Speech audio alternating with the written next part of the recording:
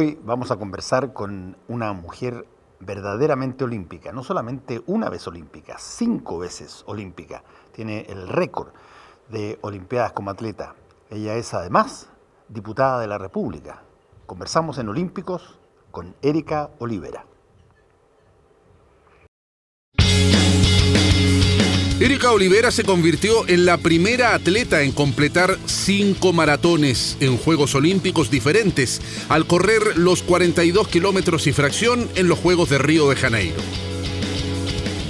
Erika, que anunció su retiro tras esa carrera, representó a nuestro país en el maratón durante las ediciones de Atlanta en 1996, en Sydney el año 2000, luego dijo presente en Atenas el 2004, en Londres el 2012 y lo ya dicho en Río 2016. Se ausentó por razones maternales en los Juegos de Pekín el año 2008. En los Juegos de Brasil, además, encabezó el desfile de la delegación nacional en condición de abanderada. Pero sus pasos también supieron de éxitos en Juegos Iberoamericanos, Panamericanos y Sudamericanos. Historias, vivencias, anécdotas, enseñanzas de una vida dedicada al deporte son las que conocemos ahora con nuestra invitada en Olímpicos. Y ya estamos aquí en Olímpicos con nuestra invitada Erika Olivera, diputada de la República. Ya vamos a conversar un poquitito de qué cosa puede ser más distante en términos de disciplina, si el deporte y la política, si de pronto el canto o la performance teatral y qué sé yo, cazar jabalíes, no tengo idea, pero alguna situación. Pero te quiero preguntar antes que nada sobre esta situación que tú tienes con respecto a los Juegos Olímpicos, donde tú estuviste compitiendo en 5 Juegos Olímpicos, cosa que es aparentemente un récord mundial en maratón. ¿Y qué cambió cómo fue tu recorrido desde el primer Juego Olímpico al quinto, ya donde tienes experiencia, los has visto varias veces? ¿Qué cambia? ¿Qué no cambia? Y sobre todo, ¿cuál es la enseñanza o las lecciones que sacaste de esto? Bueno, sin duda que en el primero, que fue en 1996, en Atlanta, con 20 años de edad, con mucha inmadurez todavía como deportista, porque era muy joven, y también con muy poca madurez en lo que se refiere al maratón, porque yo empecé a correr maratón en el año 1995, con 19 años, algo que para muchos aquí en Chile era una locura, porque precisamente por ser una deportista muy joven, con 19 años, último año de categoría juvenil, estar corriendo un maratón a esa edad, muchos nos tacharon de locos. Y digo nos tacharon porque cuando hablo de esto, hablo siempre de un equipo que había, ¿no? Esta carrera no la corrí nunca sola, siempre hubieron personas detrás mío, estuvo mi técnico, estuvieron mis compañeros de entrenamiento, personas que confiaron en nuestro proyecto deportivo, que creyeron, y que voy a probar suerte por primera vez a Buenos Aires en 1995, en un maratón que para muchos era también un maratón duro. Había muchos mitos sobre el muro, los 30 kilómetros. Entonces yo ya llevaba un par de años entrenando con muchos maratonistas que eran destacados aquí a nivel nacional. Por lo tanto, había muchas cosas en ese primer Juego Olímpico de 1996 en donde para mí era un desafío no solo personal, sino que también demostrarle a todos esos críticos que una deportista chilena, una mujer joven, podía enfrentarse a una prueba en un Juego Olímpico siendo el maratón, y que lo que cambió después con el correr de los años también fue precisamente demostrar que tú te puedes proyectar, como chileno o como chilena te puedes proyectar en estas pruebas que para muchos son una locura, que para muchos son una aventura. Para mí se transformó en mi pasión, en mi estilo de vida, se transformó en la posibilidad de representar realmente a Chile durante muchos años, porque además el maratón para mí no fue solamente ir a Juegos Olímpicos, fui campeona panamericana en Juegos Panamericanos, fui medallista de bronce en Juegos Panamericanos, mi primera medalla de oro en Juegos Panamericanos, cuando nosotros anunciamos en Chile que íbamos a jugárnoslas por el oro. Yo me fui a entrenar en la ciudad de El Salvador y cuando dijimos que íbamos a pelear el oro, también, pues, o sea, fue para muchos una locura. O sea, ¿cómo se atreven a decir algo así? Tenía el sueño olímpico en Sydney 2000, por ejemplo, de ir a pelear por una medalla olímpica, pero también, pues, esas trabas de tacharte de loco y de ponerte más obstáculos en el camino que facilidades, finalmente también te van truncando sueños y se te va haciendo la carrera mucho más difícil, mucho más cuesta arriba. Por lo tanto, para mí, no solamente hay una transformación como deportista, sino que también hay un camino en el que uno va demostrando esa madurez. Yo fui a mis terceros Juegos Olímpicos en Atenas, 2004, y ya el 2004 yo venía con muchas dificultades físicas. Comencé a tener lesiones en el año 2003, y esas lesiones no solamente fueron lesiones físicas, sino que también lesiones psicológicas. Y ese año 2004 yo pensé que eran mis últimos Juegos. Yo dije, yo me retiro aquí en Atenas, es mi última carrera olímpica. Sin embargo, en el 2008, que en el juego que no estuve, lo vi por televisión, estaba naciendo mi cuarto hijo en esa fecha, en ese año tenía meses, mi único varón, mi cuarto hijo. Y yo viendo los Juegos Olímpicos por televisión veo llegar al atleta chileno que nos representó en la categoría varones. Y ese día yo me propuse llegar a Londres. Y ese día también me propuse después, ojalá, llegar a Río 2016. Y ahí hubo un trabajo nuevamente con el apoyo solamente de las personas que creyeron en mis capacidades, de las personas que creyeron en mí, quizás poco talento o harto talento, no lo sé, y la confianza que yo me tenía a mí misma.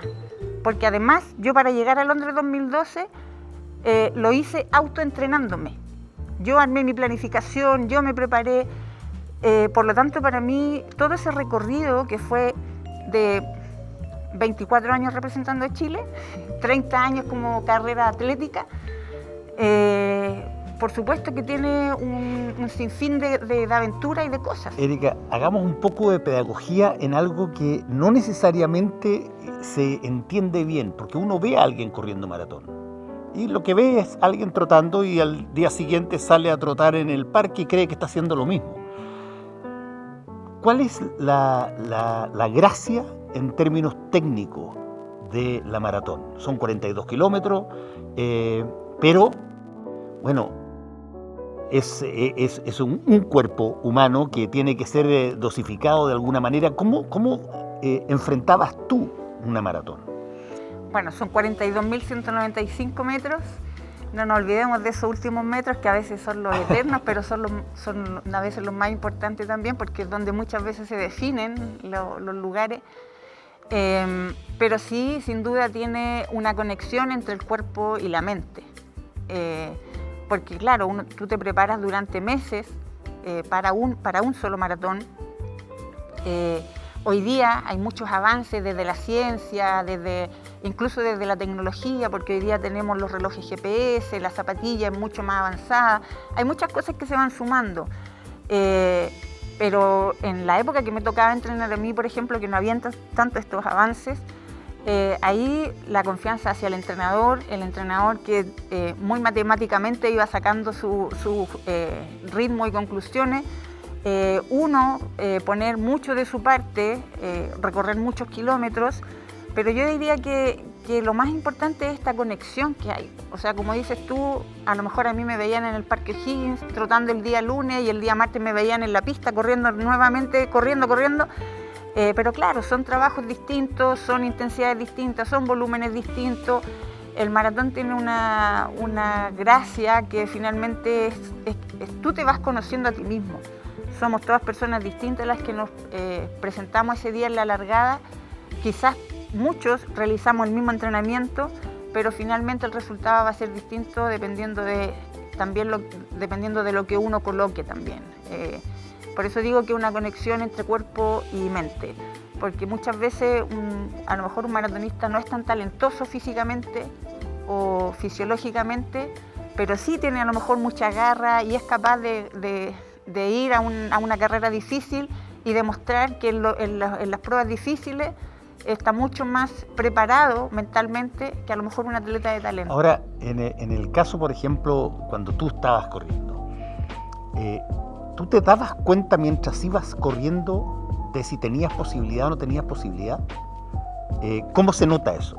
Bueno, uno ese estudio lo hace antes.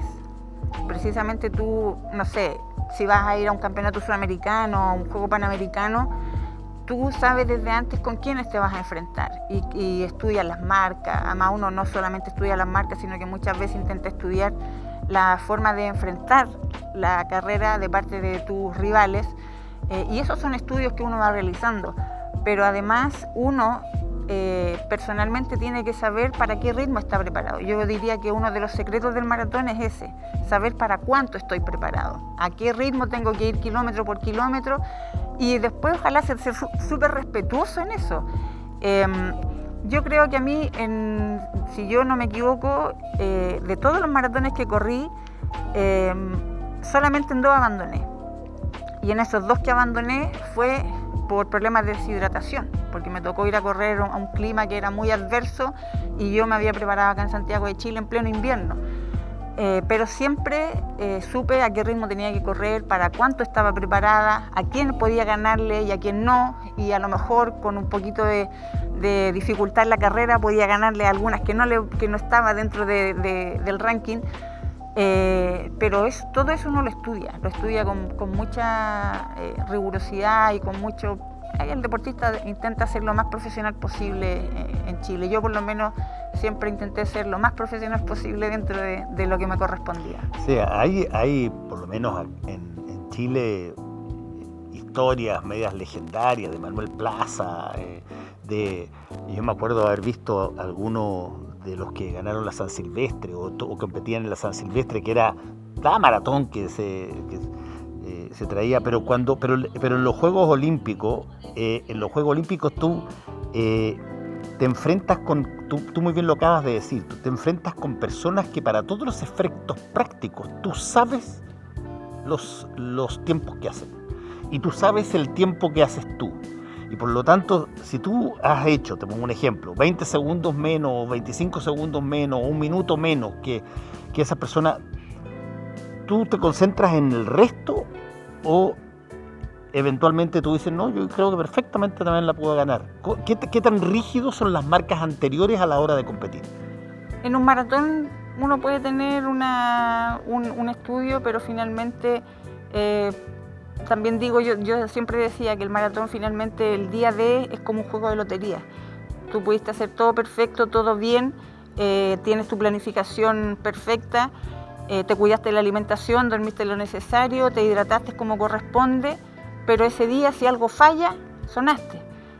Y eso es así, y le ha ocurrido a muchos corredores de maratón y puede ocurrir y les va a seguir ocurriendo, pero de eso uno aprende. Pero tú trajiste a colación una carrera que es muy importante a nivel mundial, como lo es la San Silvestre. Y en la San Silvestre, por ejemplo, yo te puedo dar un ejemplo. El primer año que yo fui a la San Silvestre, yo tenía 19 años, juvenil. Mi entrenador me dice, disfruta la carrera, corre tranquila, conócela, ok. Y fui un año después, nuevamente, pero ya a competir. Y cuando mi entrenador ve el ranking de las corredoras, me dice, no tienen nada que hacer dentro de las 10 primeras. Porque era un nivel muy fuerte, corríamos a las 3 de la tarde las mujeres, no se corre de noche, por lo menos los años que yo fui ya no se corría de noche, se corría a las 3 de la tarde, con 90% de humedad, un calor insoportable, y se da la carrera. Yo recuerdo hasta los 10 kilómetros de esa carrera, después los últimos 5 tengo solo fotografías. Llegué muy mal, pero salí cuarto, ocupé el 4º lugar y después ocupé un 5º lugar el año siguiente. Entonces eso te demuestra que muchas veces, claro, tú puedes ver el ranking, atletas que son muy potentes a nivel mundial, pero hubieron otras condiciones que a mí a lo mejor me jugaron en contra en el momento de la competencia, pero a ellas le jugaron más en contra. Y yo aproveché siendo atleta y bueno, siendo persona, mujer, una de las cosas que tengo que de repente no es muy bueno es que soy muy tolerante al dolor. Entonces, mi entrenador siempre me decía, tú sobrepasas los límites. Y eso me llevó en alguna oportunidad, como en San Silvestre, por ejemplo, cruzar la meta desmayada y terminar en un hospital. Pero me vine con el orgullo y la felicidad de haber estado en un 4.º lugar en la corrida San Silvestre y en un 5.º lugar después, que es una carrera que para los que conocemos el mundo del atletismo es una carrera muy significativa. Por lo tanto, eso a mí me demostró también que muchas veces las que estén mucho más adelante que uno no son imposibles, porque hay otras cosas, otras variantes que también te pueden jugar a favor. Seguimos conversando con Erika Olivera aquí en Olimpia.